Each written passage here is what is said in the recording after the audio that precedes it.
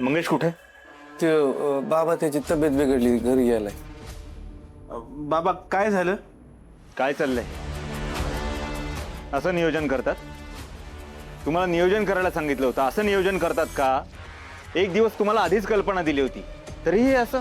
एक दिवस मी आधी का सांगितलं होतं तुम्हाला? किती माणसं येणार आहेत, किती खर्च होणार आहे, किती सामान लागणार आहे, या सगळ्याची कल्पना यावी, तरी हे असं? आज माझे भक्त उपाशी गेले असते, याला जबाबदार कोण? काय विचारतो मी? झुंजार, लंकेश्वर, जितेंद्र? हे पा, तुम्हाला जमत नसेल, ईश्वराची सेवा करायची नसेल तर तसं स्पष्ट सांगा. मी माझ्या बाकीच्या भक्तांना सांगतो. बाबा ते आमची काही चूक नाही, आम्ही ते नियोजनानुसारच काम करत होतो. पण आप्पा पैसे सोडत नाहीत हातातून. तुम्हाला माहिती ना ती कसं करतात. मग त्याच्यामुळे मग पैसे संपले तर मग सामान बी कमी आलं तर ते जेवण बी संपलं. आम्ही काही केलं नाही, जेवढे पैसे दिले तर तेवढंच सामान आणलं. आणि गोपाळ बाबा आणि आपण म्हणलेलं माणसं कमी जास्त होत्याल, आपल्याला सामान जास्त आणायला लागेल, जेवणाचं जरा कमी जास्त करू. ऐकलं नाही आपण, त्यात आमची काय चूक आहे? तो काय ऐकतो आप्पा मी हे?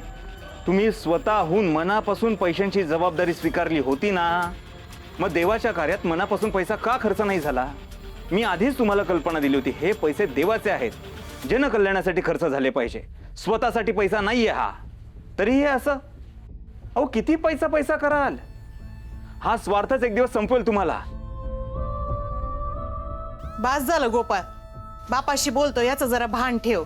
हा, आणि काय रे स्वार्थ स्वार्थ, काय स्वार्थीपणा केला रे यांनी? हा, जिथला पैसा त्या कामाला लागावा म्हणून जरा काटकसर केलीये. हा, तर चुकला असेल त्यांचा अंदाज, म्हणून काय सगळ्यांमोर काय तोंड टाकून एवढं बोलायची गरज नाहीये बरं का. हा, देवाच्या कार्यात कसली आली आहे काटकसर? कोणी सांगितली होती? कशासाठी सांगितली होती? तो देवाचा पैसा देवाच्या कार्यातच खर्च झाला पाहिजे होता. हे पैसे कुठे चाललेत, काय चाललंय याचं हे मला कळत नाही असं समजू नका. माझं सगळीकडे लक्ष असतं. एक गोष्ट लक्षात ठेवा, जोपर्यंत माणूस जिवंत आहे तोपर्यंतच पैसा पैसा आहे. एकदा मेल्यानंतर तो पैसा वर घेऊन जात नाही. अरे पैशांपेक्षा चांगली कर्म करा, देव तुमचं सगळ्यांचं भलं करेल. तुम्हा सगळ्याकडून मला ही अपेक्षा नव्हती.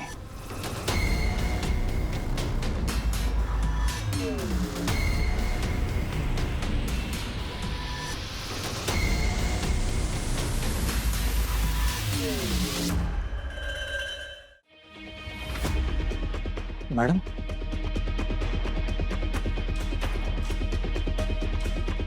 येन मॅडम. जामकर साहेब आहेत का? हो आहेत, 1-2 मिनिट.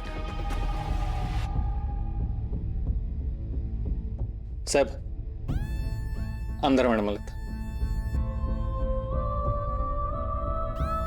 साहेबांनी बोलवलं. जामकर साहेब, ते आमदार आहेस? नाही पीए. बरं. गुडघ्यात जीव नाहीये की मन का काम करत नाहीये? गुडघाही ठीक आहे आणि माझा मणका एकदम सुस्थितीत आहे, एकदम मजबूत. त्याच्यामुळे त्याला कळतं कधी वाकायचं, कुठे वाकायचं, कुणासमोर वाकायचं. चांगलंय.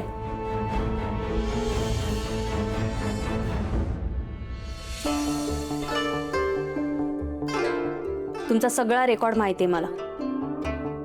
तुमची सगळी माहिती काढली मी. तुम्हाला तुमच्या खुर्चीची पर्वा नसेल, तुम्हाला तुमच्या नोकरीची पर्वा नसेल, पण मला माझ्या खुर्चीची आहे. म्हणून काय कुणालाही सपोर्ट कराल तुम्ही? माझं सगळं आयुष्य जनतेच्या मेहरबानीवर उभं आहे. जनता पाठीशी तर खुर्ची सलामत. आता लोकांना सुविधांपेक्षा बाबांवर जास्त प्रेम असेल तर मला त्यांच्या भावनांचा विचार करायला नको का?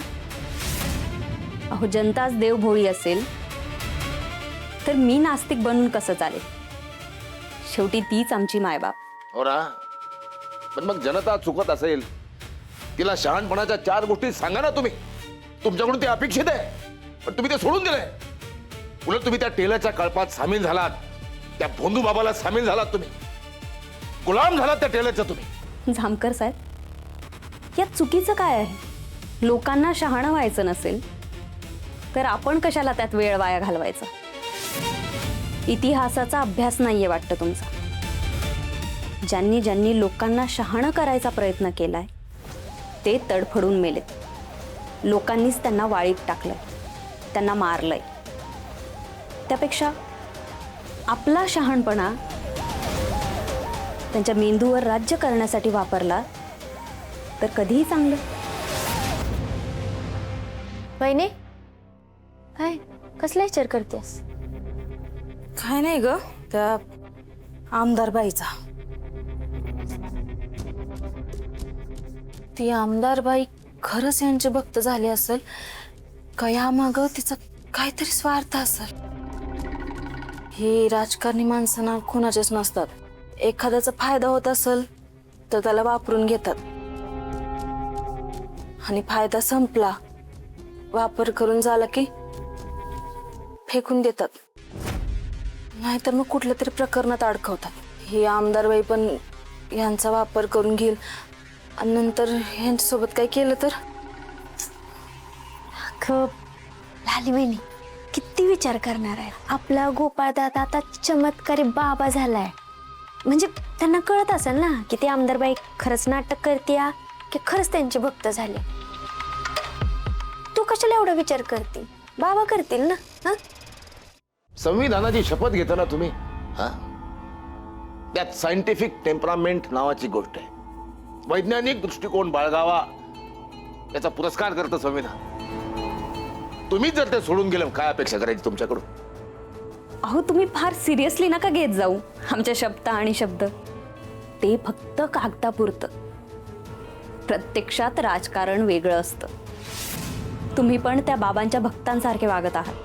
अहो जग नीतिमत्तेने चाललं असतं तर आमच्यासारख्यांचा टिकाव लागला असता का? नाही चालत जग नीतिमत्तेनं, नाही चालत. पण ज्यांच्यावर जबाबदारी आहे नीतिमत्ता जपण्याची ते जर त्या भोंदू बाबाच्या पाया पडायला लागले तर जनतेनं कुणाकडे बघायचं?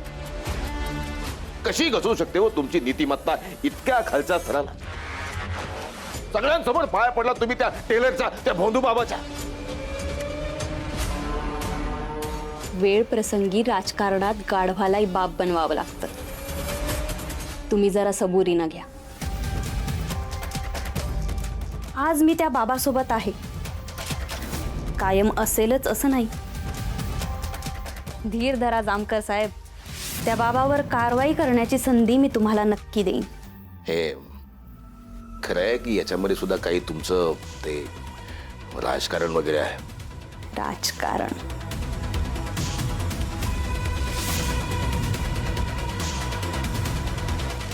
राजकारणच आहे जामकर साहेब. मी तुम्हाला संधी देणार, नक्की देणार.